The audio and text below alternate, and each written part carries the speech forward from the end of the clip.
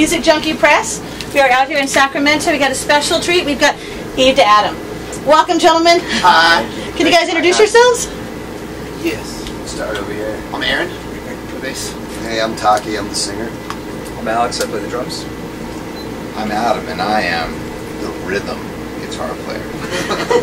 I'm Garv, and that would force me to be the lead guitar player. Lead guitar player. Well, you guys have locked and loaded out, and you're definitely dishing out some straight-up rock and roll. We love that. You guys have definitely put a lot of attention to this. What would you say is different from this album versus your past? Well, definitely a whole bigger level of production. Songwriting was focused on in a different way. We co-wrote with a lot of people. We just took a totally different approach. You know, when we're bored, you know, the audience will get bored. So we wanted to do something different and keep it interesting for us. And really, we wrote the record with the intention of touring behind it a lot. So a lot of the motivation was to make sure that we would have fun playing these songs live. You know. So that was definitely something we learned from doing a lot of touring previous to recording this. And I think it's a culmination of all of our experience and everything we've learned, in the artist's life, and try to put it out in the most honest way possible. You guys definitely talked about the producers. You had a winning combination here. Can you explain a little bit about your 3Ds? Garv, you're the production guy. Yeah, we had Elvis Basquette, who's an amazing producer, does Incubus and Alter Bridge. He's actually doing the Slash record right now. We got to do some writing with him, and we also wrote with the amazing bass player from Shinedown, Eric Bass. We wrote 2 songs with him, Straight Jacket Supermodel and What Would You Kill? And we wrote 3 songs with Dave Bassett, who also works with Shinedown as well, Hailstorm, a bunch of great bands. We wrote 3 tunes with him, so we actually crisscrossed around the country and got to write with all these guys. And it was an amazing experience. Kept it fresh for once, not just being trapped in the same place with the same people for weeks at a time. So we enjoyed it very much.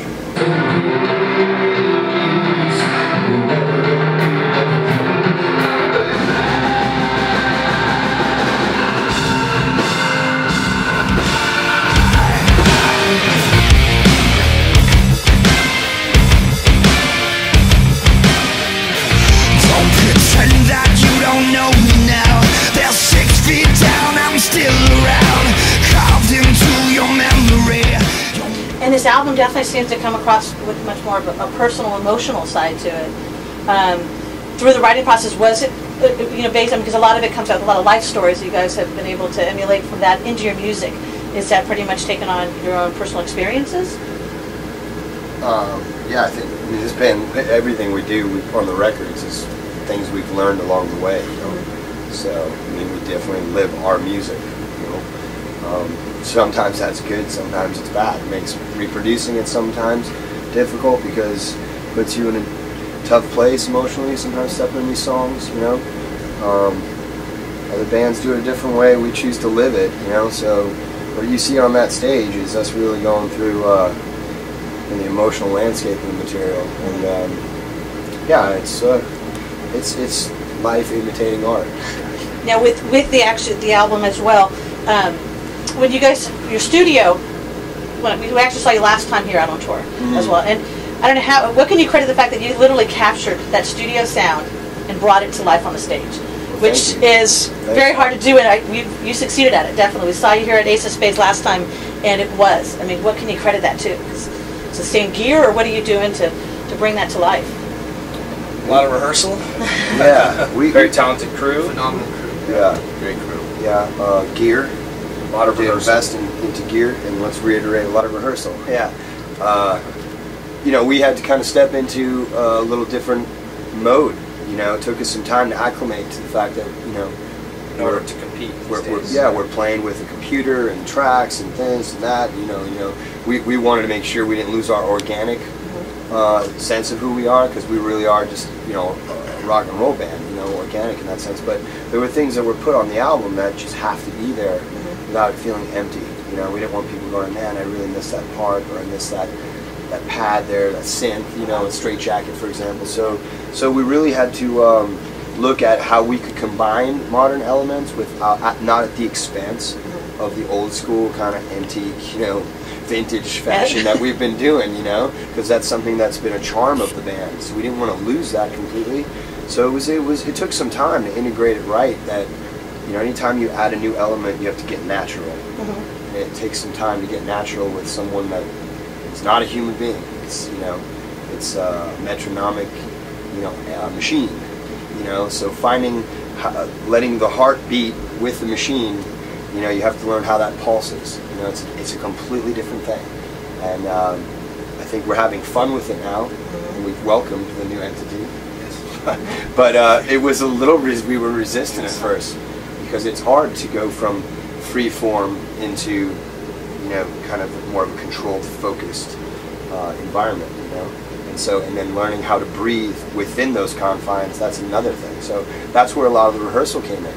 You know, really spending time getting natural and comfortable in a space that is now not dictated by your pace, but by something else. I love this feeling, goddamn it. It's just my fun, I gotta have it. Do what I want, it's automatic. Running down, running this town. Yeah, it's wrong, but it's right. Feels good, I swear it's the last time. Ain't got no other place to go. The last time we were here, so even more so, I told everybody, gotta come out and see it, because you guys come out and literally, you know, bleed out the passion on the stage. It's amazing. You guys do you guys have a certain pre-show ritual to get yourselves going and get up there? Because it shows. It really does show. Thank you. Well, thank you for noticing that. First off, you know, we do get really credited with bringing a lot of energy to the stage, and maintaining that energy through 45 minutes. You know, takes focus. That's something we all are on the same page with.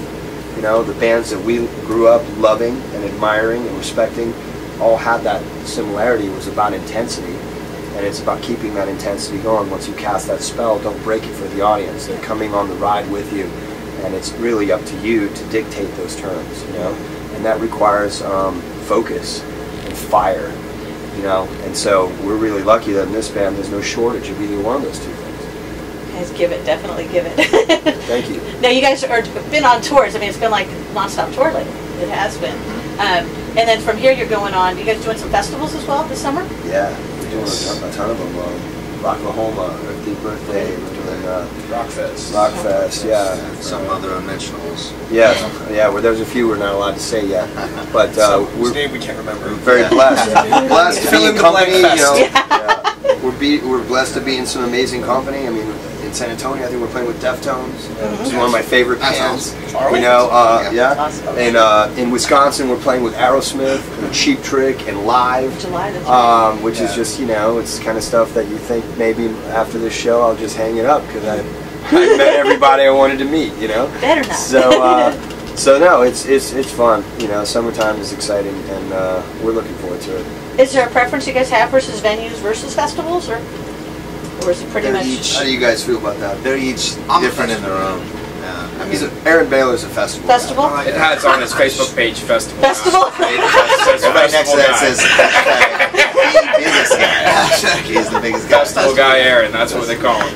Yeah. Adam, what are you? You're more of a venue guy? Listen, for me, I like everything guy. I like venues because I like intimate interaction. I like to be able to sweat on people and bleed on people. So you can't do it at festivals. Festivals are fun. There's a lot of people. It's really good. There's a lot of energy. But I think the smaller shows for me they just feel more rock and roll. Yeah, that's where I'm at. People are right in your face. They're right in your face. Yeah, and that's And the energy. The energy literally just starts bouncing I off like the to. walls. I tend to grab about 4 or 5 people in front of me, and I play to them all night long. So it's hard to do when they're 50 yards away from me, or 100 feet away or something. He's been accused of eye rape.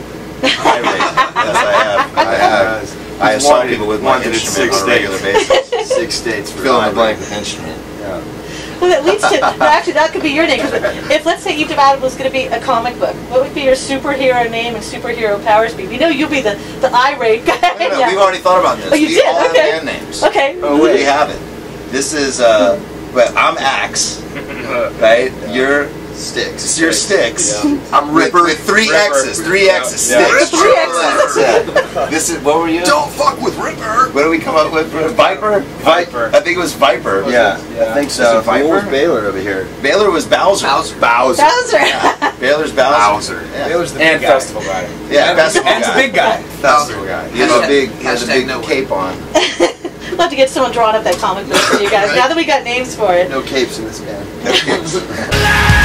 Just in time for you to say the truth. What was your kill? Hit the lights and say goodnight. You are, you do, you will. What was your kill?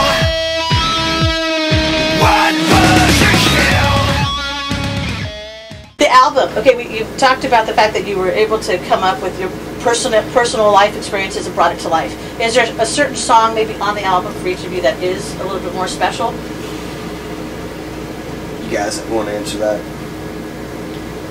I mean, for me, I'm like connected to them in a little bit of a different way. So each one is a little different. Like little babies, you can't Well, pick yeah, and choose. and it's also just places in time where things happen and kind of walk back through that door every night, you know. That's the, you know, the double-edged sword of being a writer on all this stuff is like where you drew that from in your point in your life, you know, it's very hard to be able to detach from that sometimes. Because to really be able to recreate it, you have to kind of step back in. Which is why we have a lot of red Solo cups. Red Solo cups. Or cans. Or cans that help to you know, navigate those waterways, as we say. So, favorite songs, anybody? Moments, things you love? Favorite songs. For me, being new to the band, it's like I connect with "Shut Out the World," a song called "Shut Out the World," and it's just those lyrics are just so great. And they hit home. It's a very relatable song, especially if you've ever been with anybody that you feel that connection with. And that's the one for me. That's what I have to say. Cool. It's very sensitive. I go with Rebel Yell. That's the moment for me. That song. That song is the moment for me in the set. Where was your headspace when you wrote that, Adam? When I wrote back when Billy and I were together, I call him Billy. Yeah, Bill. I mean, I'll rattle off a few. With Truth, Bender. Definitely with the truth. definitely with the truth. You know, Locked and Loaded. You know, Immortal at the end of the set now, closing it 'cause it's a single, and you know, you really have to find. You're a little tired at times. Sometimes you may have spent too much, you know, and then you got to really you got to dig, you know, and you kind of find. I find myself in that song all the time. Forgive's another song that I find myself in, like in the middle of the set. That song will come on, and all of a sudden, any feeling of being lethargic or whatever completely is gone. The song carries me through, you know, and then I find a place to just release all that shit in, and it's a great event for me. That So- song is amazing. Now, the video is great because you guys literally highlight the band in this. It's a historical theater, is it? Oh, well, for Immortal you're Yeah, talking for about. Immortal. Yeah. It's a historic, it was one of the 5 majestic dream theaters made in the 20s. Boardwalk Empire kind of time period. That one's in New Jersey, in Jersey City. It was built in, I think it was like 21 or something, 23. It's really, really old school. I mean, marble and like people have been killed. They were kind of adverse because another band had kind of ruined it. They had done some things and they were really questionable about having another band in there. And the guy goes, all right. Our manager made a good argument, and they settled on the price, you know, for the renting the space. And he goes, well, by the way, what the hell kind of song are you recording here anymore? He goes, this is the new single. It's called Immortal. And he goes, oh, that's appropriate. This place has been through it all, you know. So that's the best place to make this song. So it worked out, you know. Dave O'Paul did a great job as a director, and we just, you know, we tried to do something straight ahead. There's a lot of videos that, you know, with Straight Jacket, we went a different direction, you know, and that was fun. But with this song, we really wanted the song to speak, and just the band's performance to be, you know, energetic and as close to what we do on stage as possible. You know what I mean? It just came So across beautifully. you see that video, you go, okay, this is what I'm going to see when these guys play this song. That's, you know, best advertisement for the show. You know, it wasn't no gimmicks, no frills, just a lot of passion. And are you working on another idea for a new video at all, for another song? Yeah, when they decide what the next single is, we've been really blessed with this song. It's had a lot of life. Every time we think it might be over, it kicks up another 5 notches. So that's kind of where we're at.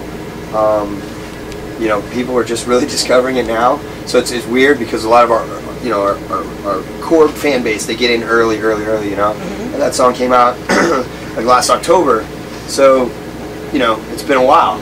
but I'm happy about that. So we got to let it go as far as it's going to go. But I know there will be a new single in time for summer. So what that's going to be, you know, we all have our choices, but how that gets worked out with everybody, you know, is a lot of opinions now. So you know how that goes. That's awesome. Well, we look forward to it.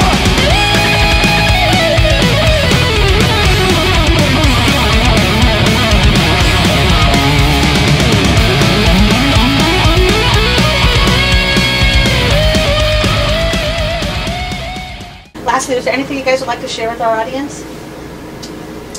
I just spilled my drink. Is it 21 and up? He doesn't wear any underwear. I wear no underwear.